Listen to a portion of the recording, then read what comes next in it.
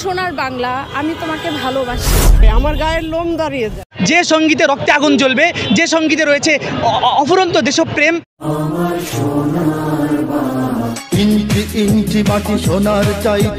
জাতীয় সঙ্গীত নিয়ে এবার কাজ করছে উপদেষ্টা এবং সমন্বয়করা। কেউ বলছে আমাদের স্বাধীন দেশে জাতীয় সঙ্গীত থাকবে, আবার কেউ বলছে এটার পরিবর্তন করতে হবে। সাধারণ শিক্ষার্থীদের অভিযোগ, সমন্বয়করা কি একাই দেশ স্বাধীন করেছে? তারা যা বলবে তা মেনে নিতে হবে। উপদেষ্টাদের তো এজন্য চেয়ারে বসানো হয়নি। রাজপথে নেমে আমরা আন্দোলন করে তাদেরকে উপদেষ্টা বানিয়েছি।